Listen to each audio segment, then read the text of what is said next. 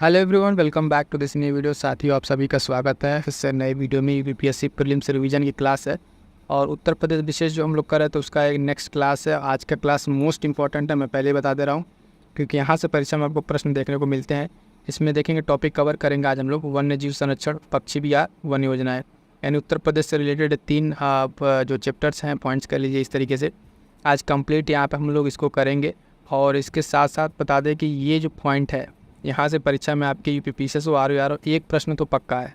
I am sure कि यहाँ से आपको एक प्रश्न एकदम कंफर्म मिलेगा और ये टॉपिक बहुत ही इंपॉर्टेंट है, करंट में भी रहता है। ठीक है, उसके साथ साथ आप देखेंगे जिस तरीके से पर्यावरण पारिस्थितिकी को लेके सरकार की योजनाएँ चल रही हैं, है ना, सरकार के एफर्ट्स हैं, तो उस चीज़ से इस तरह से भी ये इंपॉर्टेंट हो जाता है। तो उत्तर प्रदेश विशेष की वन्य जीव संरक्षण और पक्षी विहार, ठीक है, ये टॉपिक आज हम कंप्लीट करेंगे। और उसके साथ साथ बता दें कि इसके पहले की जो बहुत सारी वीडियोज़ हैं यूपी स्पेशल की, ठीक है, प्लेलिस्ट बनी हुई है, जाइए और फटाफट से जो साथी नहीं देखें देख के नोट्स बना लीजिएगा।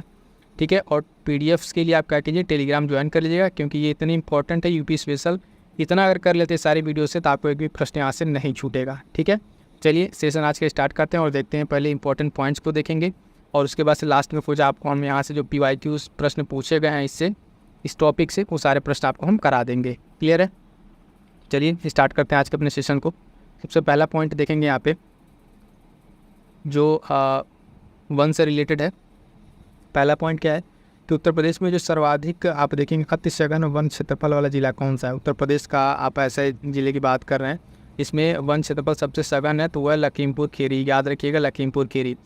पहले आप यहाँ पे हम जो करा रहे हैं इंपॉर्टेंट पॉइंट्स को डिस्कस करा दे रहे हैं, उसके बाद से इस पर जितने क्वेश्चन बन पाएंगे MCQ क्वेश्चन करा देंगे। तो इस तरीके से आपका टॉपिक पढ़ने के बाद से पूरा रिवीजन हो जाएगा। यहाँ से करने के बाद से आपको कोई और चीज़ करने की ज़रूरत नहीं पड़ेगी, स्पेशली जितना हम यहाँ पे आपको करा दे रहे हैं। ठीक है, नेक्स्ट देखते हैं कि सर्वाधिक खुले वन क्षेत्रफल वाला जिला कौन सा है, तो सोनभद्र है।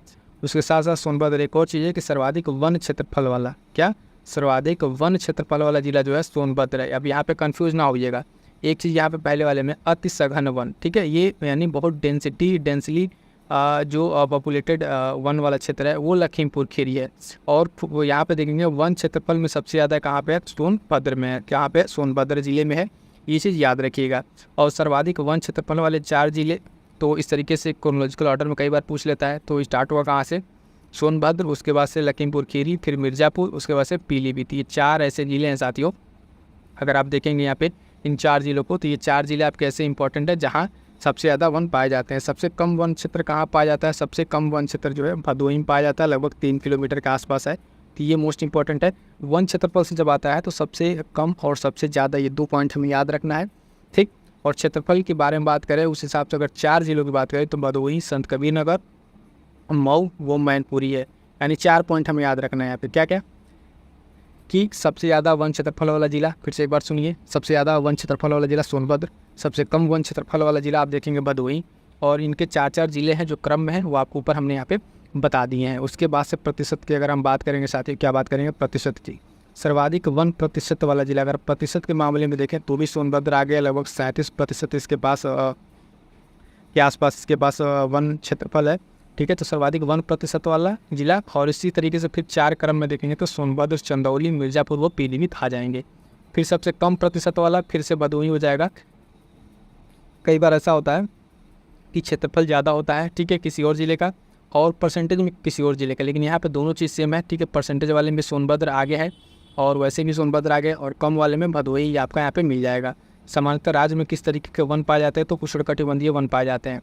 इसके साथ एक पॉइंट छूट रहा, देखिएगा 1% में कम जिला जो है तो भदोही, मैनपुरी, संत कबीरनगर और देवरिया। ये जिला क्रोनोलॉजिकल ऑर्डर में याद रखिएगा, यहाँ से क्वेश्चन बन सकते हैं।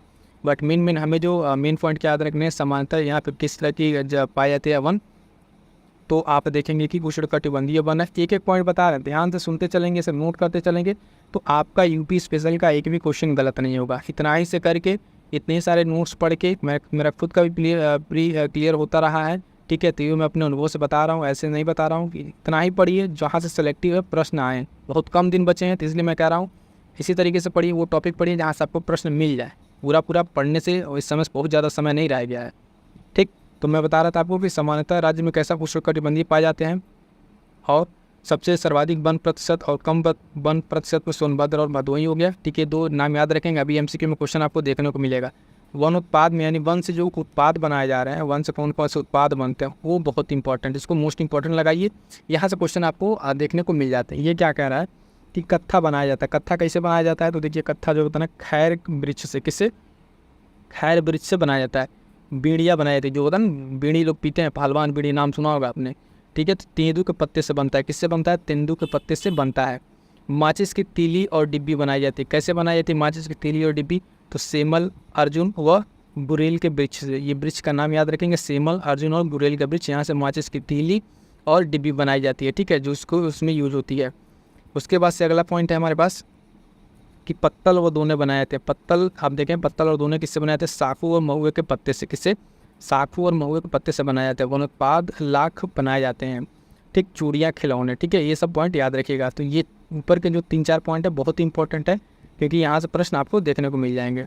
अब यहाँ पे साथ ही कुछ ऐसे हमारे पास पॉइंट्स हैं जो योजनाएं हैं सरकार की, ठीक है। सरकार की योजनाएं क्या, परियोजनाएं क्या, वन से रिलेटेड जो डेट्स हमें पूछ लिया जाता है, और आप PYQ लगाएंगे, टेस्ट सीरीज लगाएंगे, क्वेश्चन आपको देखने को यहाँ से मिल जाएगा। पहला पॉइंट कह रहा है सामाजिक वानिकी योजना कब स्टार्ट हुई, तो आप देखेंगे 1979 से 80, ठीक है, 80 के बीच में स्टार्ट हुआ है सामाजिक वानिकी योजना।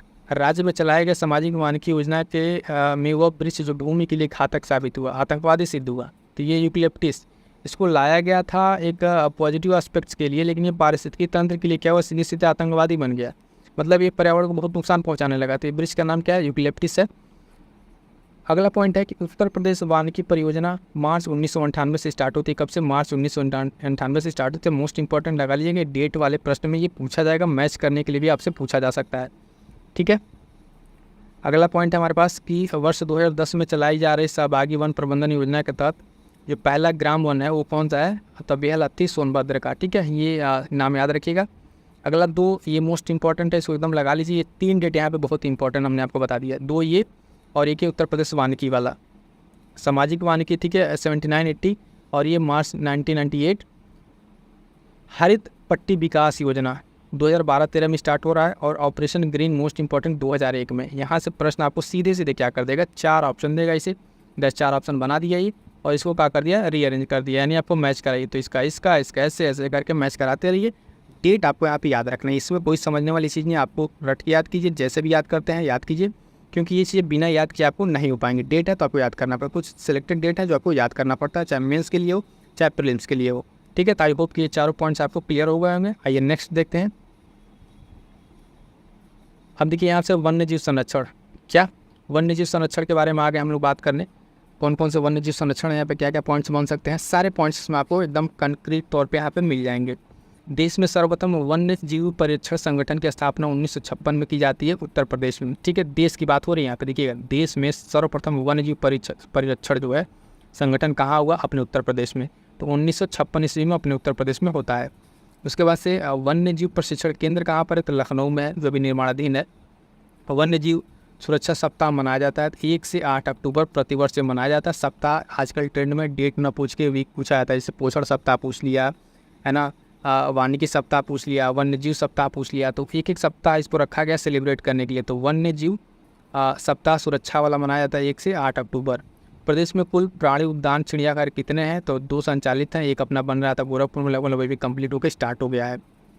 अगला पॉइंट है नवाब वाजिद अली शाह, ये लखनऊ में है, और हेलन फॉरेस्ट प्राणी उद्यान ये कानपुर में, 2 यहाँ पर है, और तीसरा गोरखपुर में जो अशफाकुल्ला वाला बन रहा था यहाँ पर निर्माणाधीन, लेकिन अभी ये कंप्लीट हो चुका है, खुल गया है।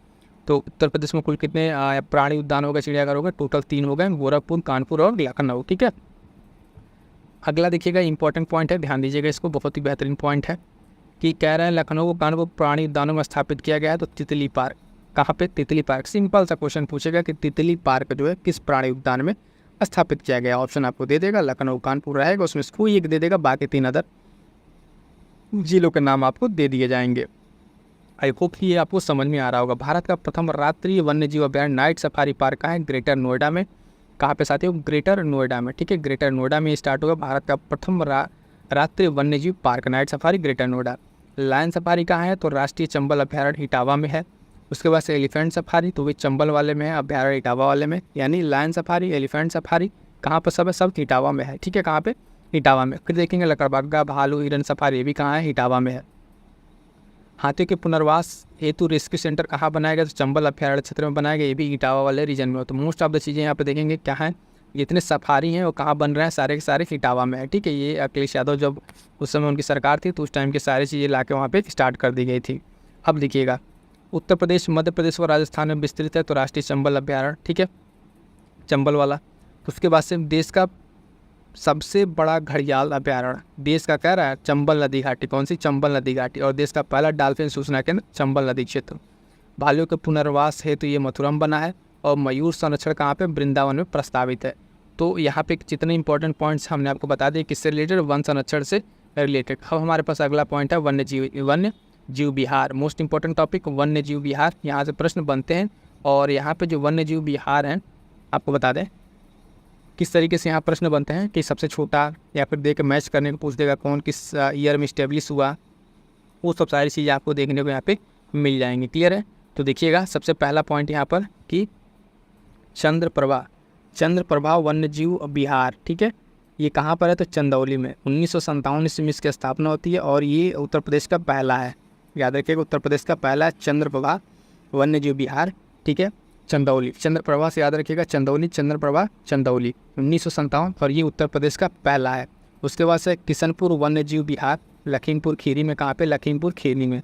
कतरनिया घाट वन्य जीव विहार कहाँ है? तो बहराइच में। 1976 में इसकी स्थापना होती है। ये प्रश्न पूछा जा चुका है, ये भी और ये भी, ये पॉइंट दोनों पूछे जा चुके हैं, तो याद रखिएगा।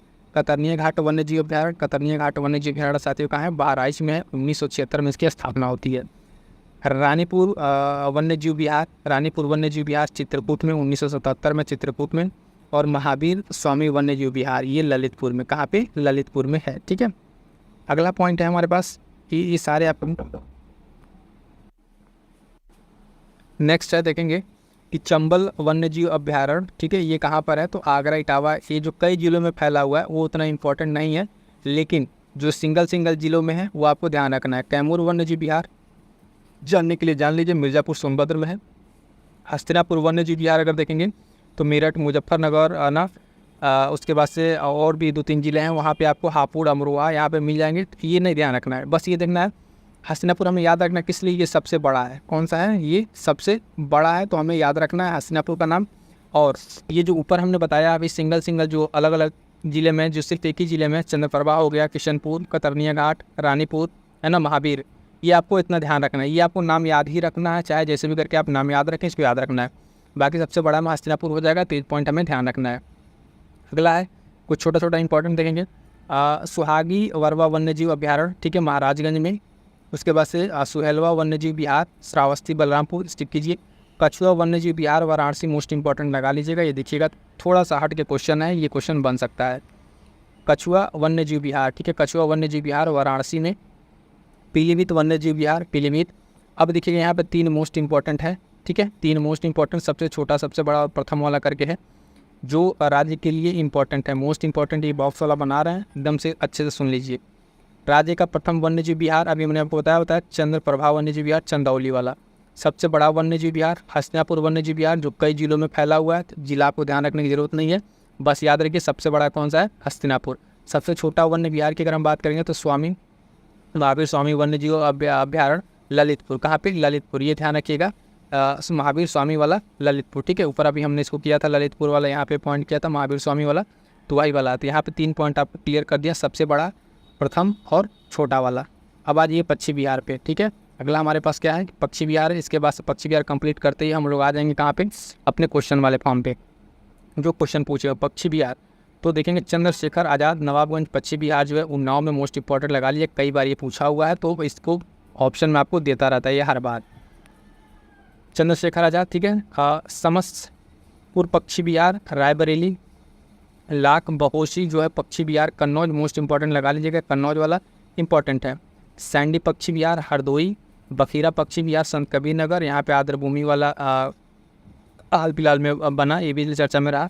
ओखला पश्चिम बिहार, ठीक है, गाजियाबाद वो गौतम बुद्ध नगर। उसके बाद से समन पश्चिम बिहार, मैनपुरी, है ना, पार्वती अर्गा पश्चिम बिहार, गोंडा, विजय सागर पश्चिम बिहार, ध्यान रखिएगा, महोबा हमीरपुर, और पटना पश्चिम बिहार, एटा। ये नाम थोड़ा कन्फ्यूजिंग है, याद रखिएगा, ये इंपॉर्टेंट है, ठीक है। नाम पे मत जाइएगा। पटना भले नाम दिया हुआ है कि पटना पक्षी विहार, ठीक है, ये एटा में है। कहाँ पर है? एटा में 1990 में इसको स्थापित किया गया था। अगला पॉइंट देखेंगे कि सुराहा ताल, ठीक है, जयप्रकाश नारायण पक्षी विहार बलिया में, सूर सरोवर पक्षी विहार आपका आगरा में, और एटा के जो पटना पक्षी विहार है उसको घोषित किया जाता है, रिजर्व कर दिया गया है। भीमराव अंबेडकर पक्षी विहार की बात करें तो ये प्रतापगढ़ में है। कहाँ पर है? प्रतापगढ़ में है। तो ये कुछ आपके इम्पोर्टेंट क्या हो गए? पक्षी विहार हो गए, ठीक है। अब इस पक्षी विहार में भी कुछ इंपॉर्टेंट आपको फिर से वही बता दें कि सबसे राज्य का प्रथम, ठीक है, और राज्य का सबसे बड़ा और राज्य का सबसे छोटा पक्षी विहार कौन सा है, तो इंपॉर्टेंट है, ध्यान दीजिएगा। राज्य का प्रथम पक्षी विहार जो है चंद्रशेखर आज़ाद पक्षी, और जो नवाबगंज गोंडा वाला है, ठीक है, याद रखिएगा। नवाबगंज चंद्रशेखर आज़ाद नवाबगंज, ये उन्नाव वाला है, सॉरी देखिएगा, ये उन्नाव वाला है, ठीक है, गोंडा वाला नहीं है, नवाबगंज वहाँ का नहीं है। कौन सा है? चंद्रशेखर आज़ाद वाला, ध्यान रखिएगा।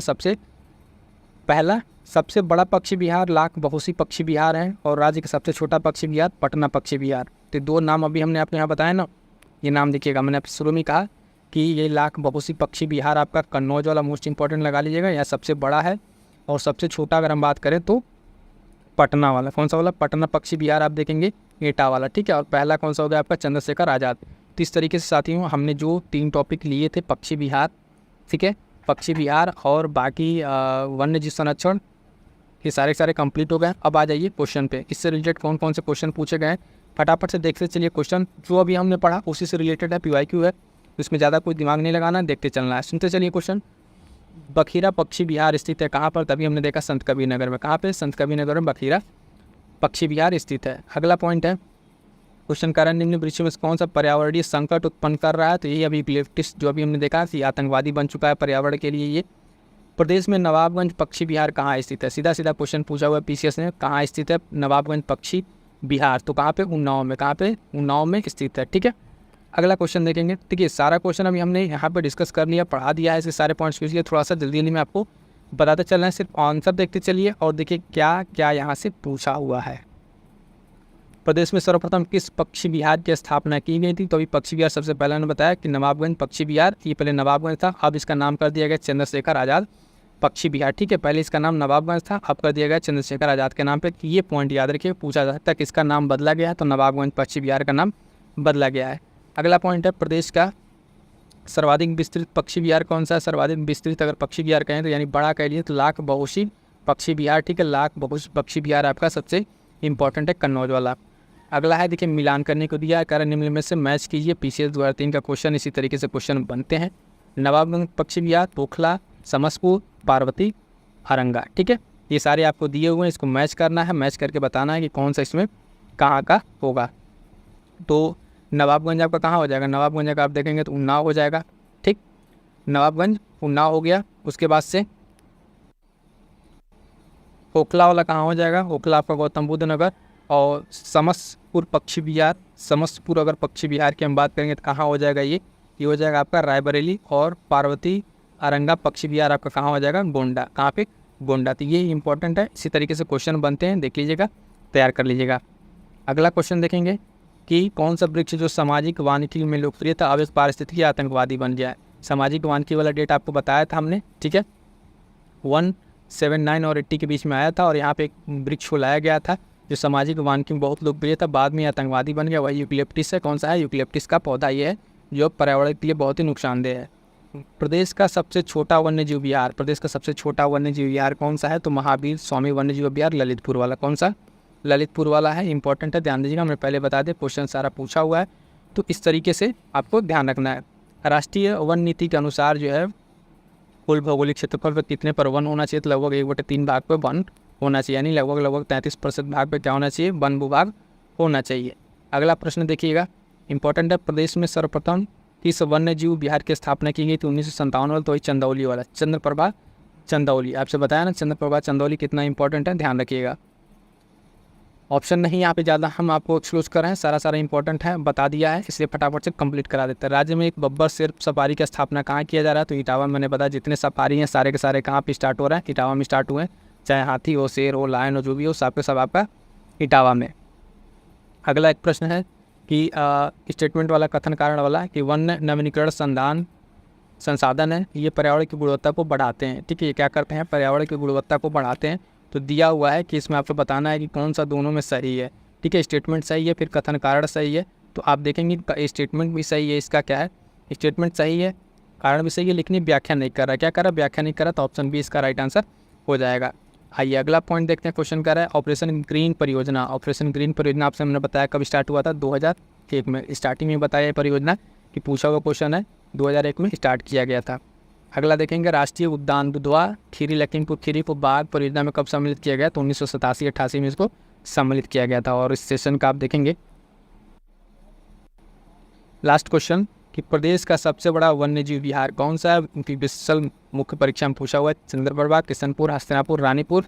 फटाफट से बता दीजिएगा, इसका कमेंट कर दीजिएगा। इसका आंसर फॉर्म बता दे रहा है वैसे हस्तिनापुर। ठीक है, आप बता दीजिए क्या होगा सबसे बड़ा, हस्तिनापुर। तो इस तरीके से साथियों आपने देखा कि हमने कंप्लीट जो आपका ये सेशन था हमने स्टार्ट किया था कि यहाँ से इतने सारे पॉइंट्स आपको वन्यजीव संरक्षण, पक्षी विहार, वन योजनाएँ करा दी और इससे रिलेटेड जो सारे इंपॉर्टेंट पॉइंट थे सारे के सारे आपको कंप्लीट करा दिया है। क्लियर है।